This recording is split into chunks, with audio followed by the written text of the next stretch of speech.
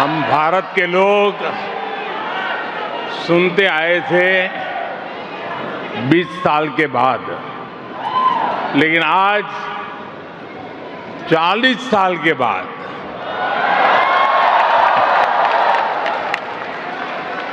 कोई भारतीय PM New Zealand की धरती पर आया है। ये मेरा सौभाग्य है। मैं न्यूजीलैंड के सभी निवासियों के लिए, आप सभी लोगों के लिए 140 करोड़ भारतीयों की शुभकामनाएं लेकर आया हूं।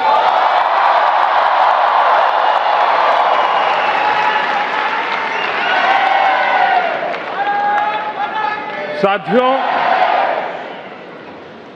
प्रधानमंत्री के रूप में भले ही मेरा पहला न्यूजीलैंड दौरा है, लेकिन 25-30 साल पहले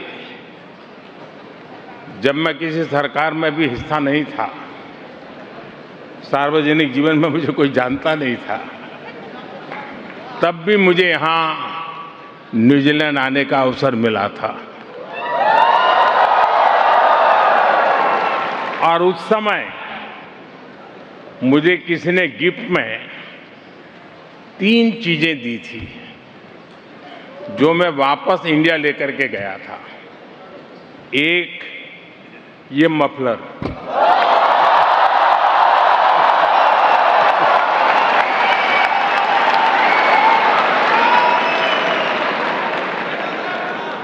एक कैप और एक दस्ताना, क्योंकि ठंड का मौसम था।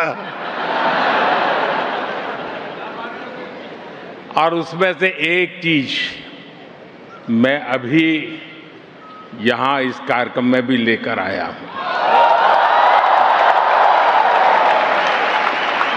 ये मफलर जो आप देख रहे हैं, ये 25-30 साल पहले मुझे न्यूजीलैंड के एक साथी ने दिया था।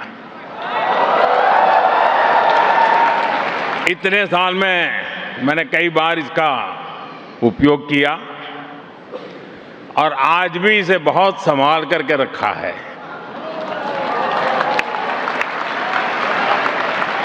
जैसे आपके प्यार को संभाल के रखता हूं,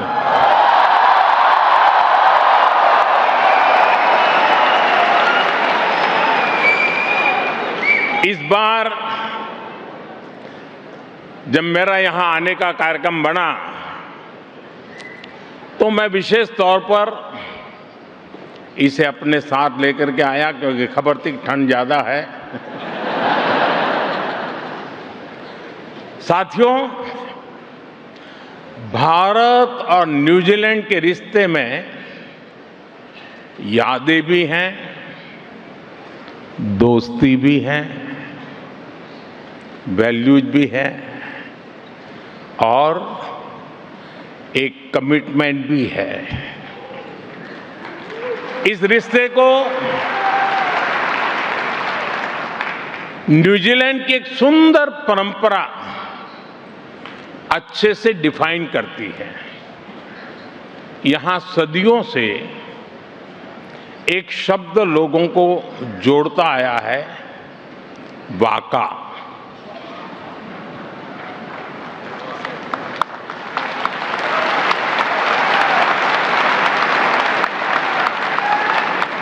वाका सिर्फ एक नाव का नाम नहीं है। वाका हमारी शेयर्ड जर्नी की प्रतीक है। और आज भारत न्यूजीलैंड की यही वाका एक नई यात्रा पर निकलने के लिए तैयार है। हमारे सामने अवसरों से भरा खुला समुद्र है,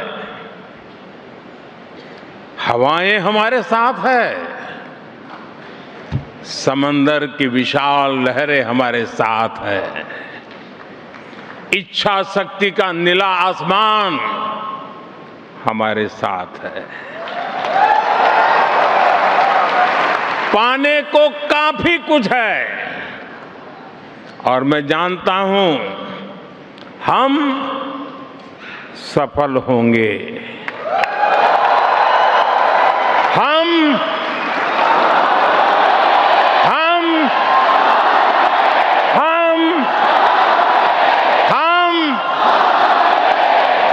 साथियों, मुझे इस यात्रा की सफलता पर पूरा भरोसा है।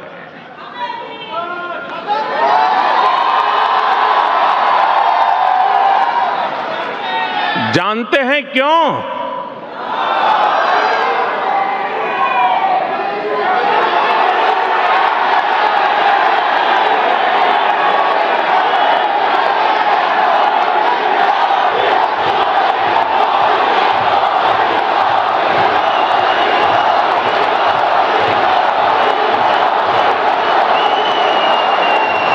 मोदी नहीं, क्योंकि इसके असली नाविक आप सभी हैं।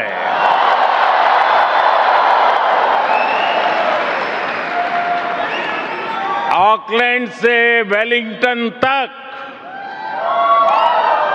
क्राइस्ट चर्च से क्वींसटाउन तक, न्यूजीलैंड के कोने कोने में फैला भारतीय समुदाय इस शेयर्ड जर्नी का एक नाविक है।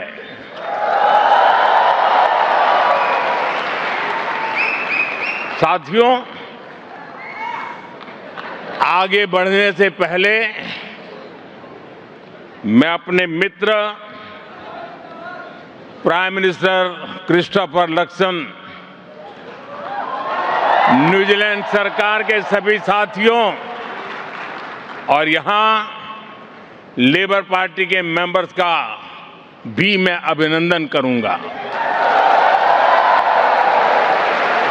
ये दिखाता है कि भारत न्यूजीलैंड रिश्तों को कितना बड़ा बाई पार्टीजन सपोर्ट है। इससे ये भी पता चलता है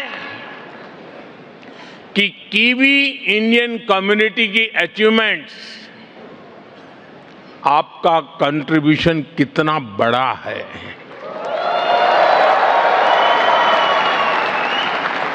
आप यहां आए, कीवी इंडियन कम्युनिटी के उत्सव का हिस्सा बने, इससे ये सेलिब्रेशन और वाइब्रेंट हो गया है।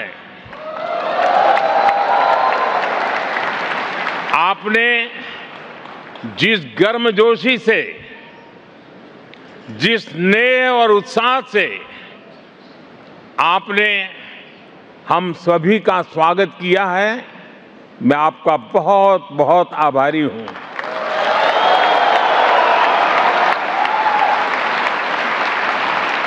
वैसे एक्सेलेंसी, कीवी इंडियन कम्युनिटी में भी सुपर हिटर है कि नहीं है? सुपर हिट है ना? आपने अभी दिखा दिया। भारत के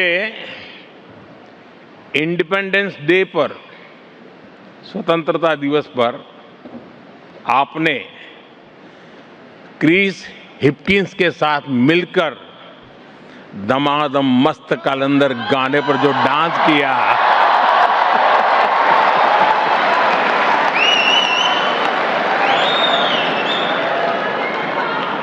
वो काफी वायरल हुआ। आपके वो मूव कीवी इंडियन के दिलों में छप गए हैं। साथियों, न्यूजीलैंड वाकई एक अद्भुत देश है।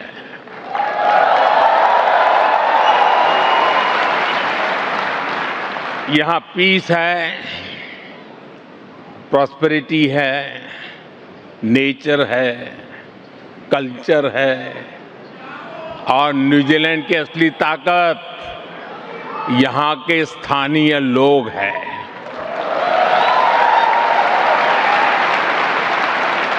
न्यूजीलैंड के लोगों ने दिखाया है कि कोई देश जब एक जुनून, एक जज्बे के साथ आगे बढ़ता है तो वो दुनिया को इंस्पायर करता है। यहां जो कीवी इंडियन कम्युनिटी है, आप सभी को भी न्यूजीलैंड के दिलदार लोगों ने बहुत प्रेम से अपनाया है, अपनी टीम का हिस्सा बनाया है। उन्होंने आपके टैलेंट, आपके विजन पर ट्रस्ट किया है। और आज देखिए, न्यूजीलैंड की इकोनॉमी हो, यहां की सोसाइटी हो, कीवी इंडियंस नए नए रंग भर रहे हैं। न्यूजीलैंड वो जगह है जहां निखिल रविशंकर एयर न्यूजीलैंड के सीईओ बन सकते हैं।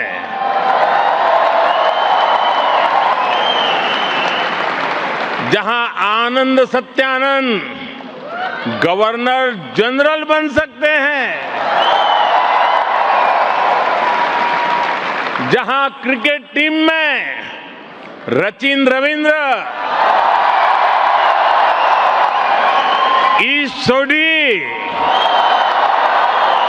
और एजाज पटेल जैसे टैलेंट को अवसर मिल सकता है।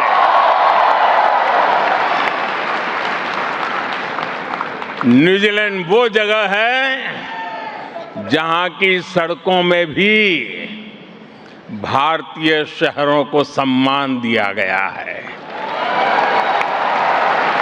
कहीं खंडाला है,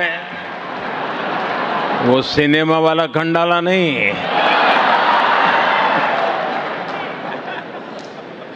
कहीं बॉम्बे हिल्स है,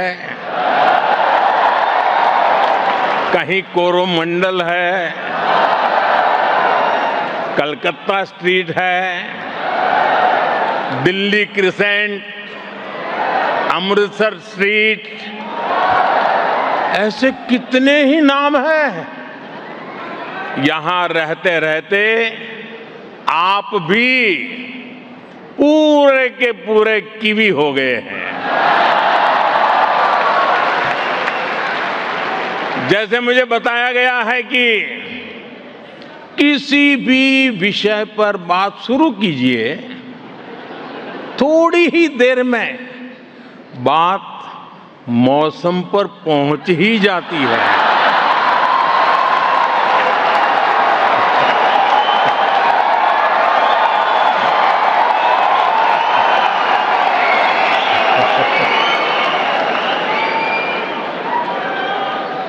साथियों, मैं न्यूजीलैंड की लीडरशिप से भी जब भी मिला हूं, वो आप सभी की बहुत प्रशंसा करते हैं। प्रशंसा आपकी होती है और माथा मेरा ऊंचा होता है।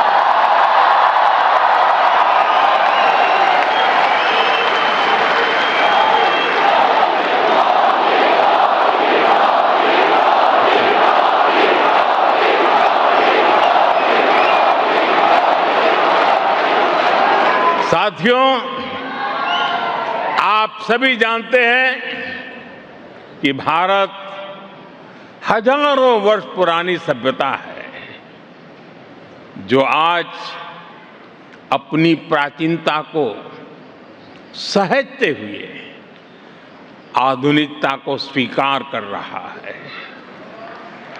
हर युग में, हर दौर में भारत ने खुद को ट्रांसफॉर्म किया है और इसका कारण है हमारी सीखने की ललक। भारत सबसे सीखता है। हमारे लिए सामने वाले देश की जनसंख्या नहीं, जन कल्याण की भावना मायने रखती है।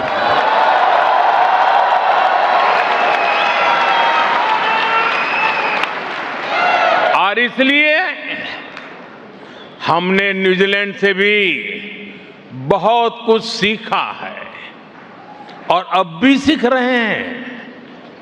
न्यूजीलैंड दुनिया का वो देश है जिसने सबसे पहले महिलाओं को वोटिंग का राइट दिया था।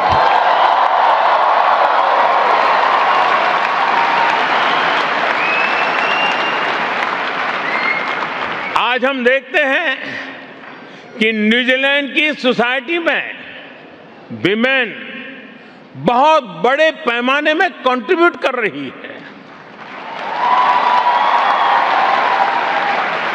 भारत भी आज विमेन लेड डेवलपमेंट के मंत्र के साथ महिलाओं के लिए संभावनाओं के नए द्वार खोल रहा है। साथियों, रूरल इकोनॉमी कैसे किसी देश की तकदीर बदल सकती है, ये न्यूजीलैंड ने करके दिखाया है। न्यूजीलैंड की ताकत एग्रीकल्चर के इर्द गिर्द बनाया गया एक एफिशिएंट इकोसिस्टम है। ट्रेसेबिलिटी हो, फूड सेफ्टी हो, कंप्लायंस सिस्टम हो, ये बहुत बड़ी प्रेरणा है। ये भारत जैसे छोटे किसानों वाले बड़े एग्रीकल्चर नेशन के लिए बहुत बड़ी सीख है।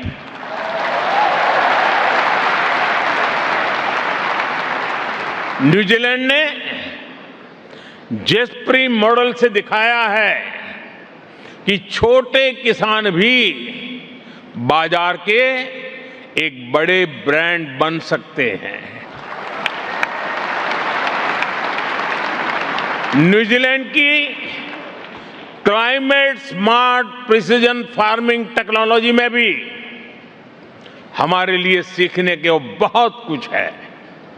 साथियों, यहां के मानुका हनी को लिक्विड गोल्ड कहा जाता है।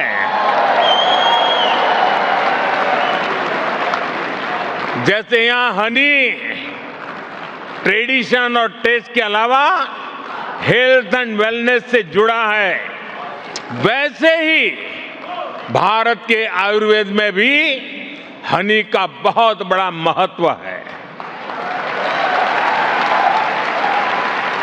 आपको ये जानकर अच्छा लगेगा कि भारत में भी हम बी कीपिंग को लेकर एक मिशन चला रहे हैं। इससे भारत में हनी प्रोडक्शन में काफी बढ़ोतरी हुई है और आजकल तो हिमालय की ऊंचाइयों से जो हनी आता है,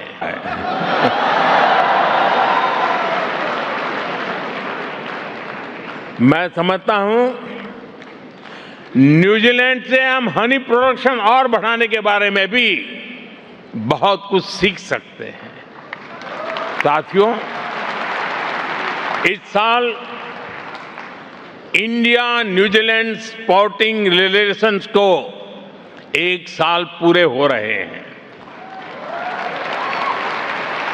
100 साल पहले, याद रखना और गर्व भी करना, 100 साल पहले हमारी हॉकी टीम न्यूजीलैंड खेलने आई थी और उस टूर में मेजर ध्यानचंद के शानदार परफॉर्मेंस की हर तरफ चर्चा हो रही थी। उनकी हॉकी ने न्यूजीलैंड के लोगों को भी, उनका भी दिल जीत लिया था। साथियों, कंटेंट क्रिएटर्स की भाषा में कहूं तो ये कॉलेब का जमाना है। न्यूजीलैंड और भारत स्पोर्ट्स में भी बहुत ही शानदार कॉलेब कर सकते हैं। जैसे एक उदाहरण रग्बी का है। मुझे अभी भी बताया गया कि कुछ देर पहले ही ऑल ब्लैक्स ने रग्बी के मैच में शानदार जीत दर्ज की है।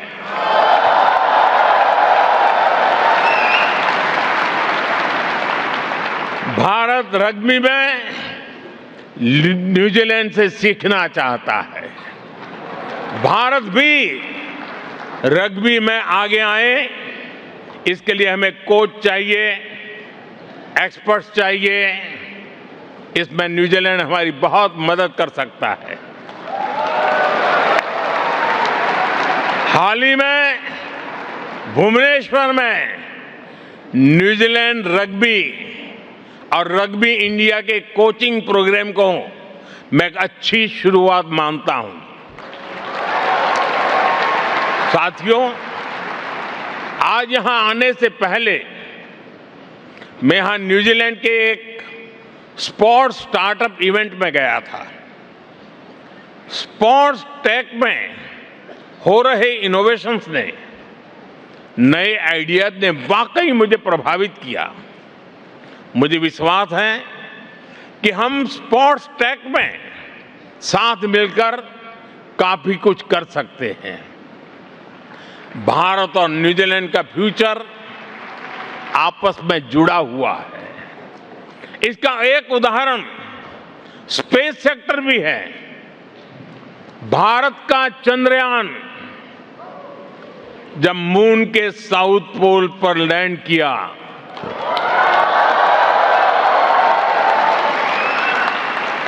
पूरा न्यूजीलैंड नाच रहा था उस दिन। और उस दिन हम सबको गर्व हुआ। अब आपको मैं गर्व की एक और बात बताता हूं। आपको गर्व दिलाने में, इस सक्सेस में न्यूजीलैंड की टेक्नोलॉजी का भी योगदान रहा है। न्यूजीलैंड की स्पेस कंपनी ने कई अवसरों पर हमारे साथ मिलकर काम किया है। हम इस सहयोग को और आगे ले जाने के लिए काम कर रहे हैं। साथियों, स्पेस सेक्टर ये बताने के लिए काफी है कि भारत और न्यूजीलैंड की इकोनॉमी एक दूसरे को कितना कुछ दे सकती हैं।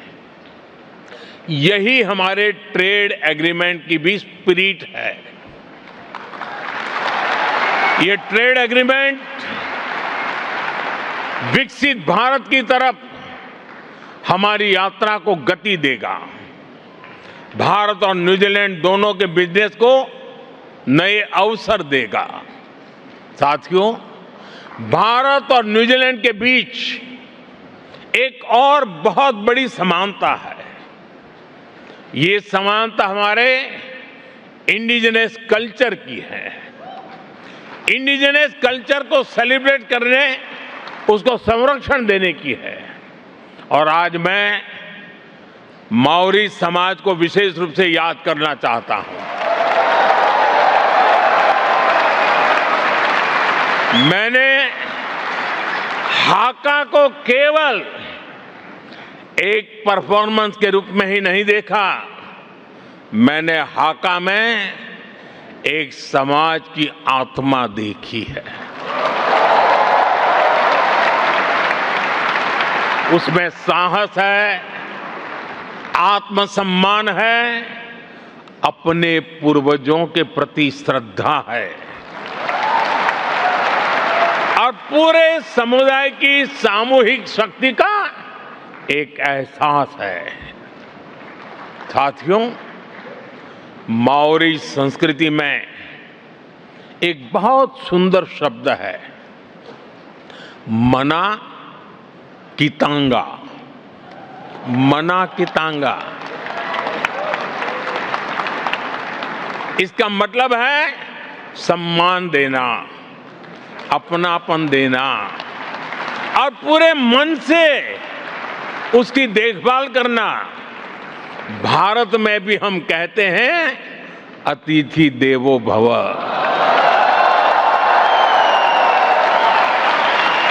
शब्द अलग है, परिवेश अलग है, पहनाव अलग है, भाषाएं अलग है, लेकिन भावना बिल्कुल एक ही है।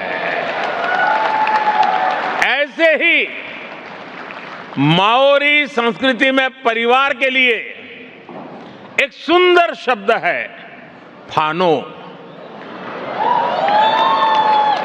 यानी परिवार। इसमें कई पीढ़ियां होती हैं, रिश्ते होते हैं, पूरा समुदाय होता है। भारत भी परिवार को केवल एक सामाजिक व्यवस्था नहीं मानता। हमारे लिए फैमिली एक इंस्टीट्यूशन है। साथियों, माओरी परंपरा का एक और सुंदर विचार है, काइत्या कितांगा। काइत्या कितांगा ये हमें सिखाती है कि हम प्रकृति के मालिक नहीं हैं, हम उसके संरक्षक हैं।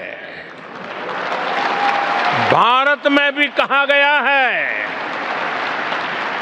भारत में भी कहा गया है, माता भूमि ही पुत्र हम पृथ्व्या। पृथ्वी हमारी माता है। इसी सोच को आधार बनाते हुए हम भारत में धरती मां के संरक्षण के लिए एक पेड़ मां के नाम, प्राकृतिक खेती मिशन जैसे अनेकों अभियान चला रहे हैं। साथियों, मैं जानता हूं हजारों किलोमीटर दूर रहते हुए भी आपके दिल में के किसी न किसी कोने में दिन भर की प्रक्रिया में कहीं न कहीं हिंदुस्तान झलकता ही रहता है, हिंदुस्तान बसता ही है। सही है कि नहीं है?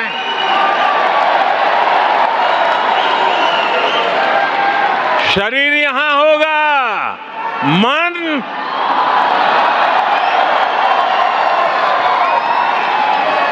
और इसलिए आप भारत की हर उपलब्धि पर भी नजर रखते हैं। और जब क्रिकेट स्टेडियम में बैठ करके देखते हैं तो बहुत सी चीजें देखने की छूट जाती हैं, लेकिन घर में टीवी पर बैठ करके जब देखते हैं तो हर बारीकी का पता चलता है। वैसा ही आपको भी भारत की हर बारीकी का पता चलता है।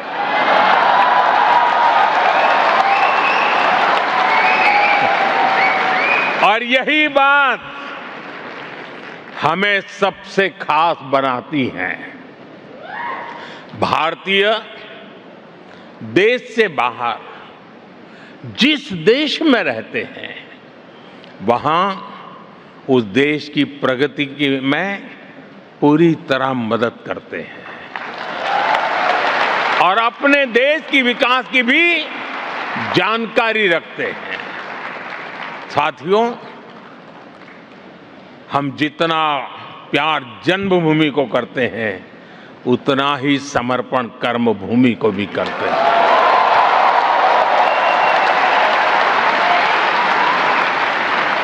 साथियों,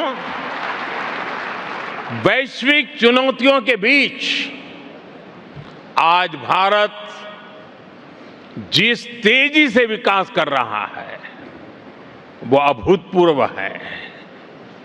मैं आपके सामने देश की उपलब्धियों का, भारत के सामर्थ्य का एक गुलदस्ता प्रस्तुत करूंगा।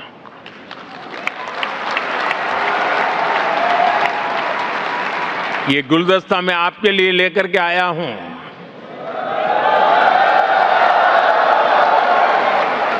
और मैं पक्का मानता हूं इस गुलदस्ते में आपकी पसंद का कोई न कोई फूल जरूर होगा जो आपको सुंदर भी लगेगा और गर्व से भर भी देगा।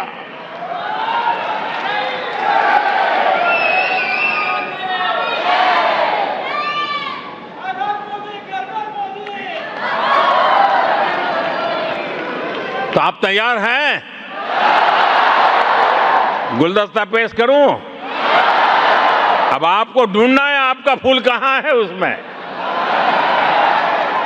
या तो सारे के सारे फूल आपके हैं।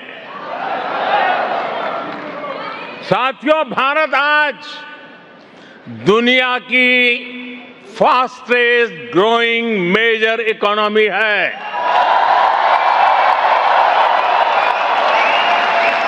भारत दुनिया का सबसे बड़ा वैक्सीन प्रोड्यूसर है। भारत मोबाइल डेटा कंजम्पशन में दुनिया के अग्रणी देशों में है। आज भारत दुनिया का दूसरा सबसे बड़ा मोबाइल मैन्युफैक्चरर है। आज भारत दुनिया का दूसरा सबसे बड़ा टेलीकॉम मार्केट है। आज भारत दुनिया का दूसरा सबसे बड़ा व्हीट प्रोड्यूसर है। आज भारत दुनिया का सबसे बड़ा मिल्क प्रोड्यूसर है। आज भारत दुनिया का दूसरा सबसे बड़ा फिश प्रोड्यूसर है। साथियों, इतना ही नहीं, आज भारत दुनिया का तीसरा सबसे बड़ा ऑटोमोबाइल मार्केट है। आज भारत दुनिया का तीसरा सबसे बड़ा स्टार्टअप इकोसिस्टम बन चुका है। भारत बहुत जल्द दुनिया का तीसरा सबसे बड़ा रिन्यूएबल एनर्जी प्रोड्यूसर बनने जा रहा है। सोलर एनर्जी कैपेसिटी में भी भारत दुनिया के बड़े देशों में शामिल हो चुका है। साथियों, आज का भारत दुनिया को विकास के नए मॉडल भी दे रहा है। आज भारत दुनिया के सबसे बड़े डिजिटल आइडेंटिटी प्लेटफॉर्म का सफल संचालन कर रहा है। आज भारत में यूपीआई के माध्यम से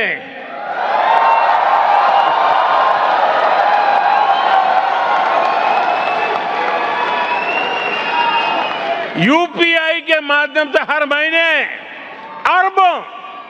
अरबों डिजिटल ट्रांजैक्शन हो रहे हैं। भारत के डिजिटल पब्लिक इंफ्रास्ट्रक्चर में आज दुनिया के दर्जनों देश दिलचस्पी दिखा रहे हैं। ड्रोन टेक्नोलॉजी और स्पेस इकोनॉमी में भारत नई ऊंचाइयों को छू रहा है। साथियों, ये उस नए भारत की तस्वीर है जो दिखाती है कि कैसे भारत न्यूजीलैंड की तरह की इकोलॉजी और इकोनॉमी दोनों में बैलेंस बनाकर चल रहा है। साथियों, भारत की इस ग्रोथ का एक और पहलू भी है। ये पहलू हमारी विरासत है, हमारी हेरिटेज है। भारत जितना महत्व अपनी इकोनॉमी और इकोलॉजी को देता है, उतना ही फोकस अपनी हेरिटेज पर भी करता है। साथियों, भारत कैसे काम करता है, इसका एक उदाहरण श्री गुरु ग्रंथ साहिब जी के पवित्र स्वरूप है।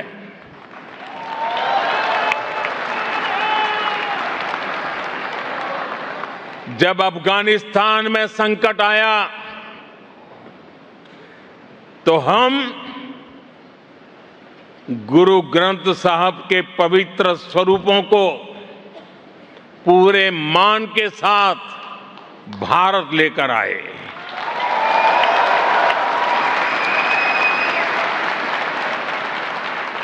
साथियों, हमारे महान सिख गुरुओं ने पूरी मानवता को सेवा, साहस, समानता और करुणा का संदेश दिया है। दुनिया के हर हिस्से में गुरुद्वारे सेवा के सेंटर है।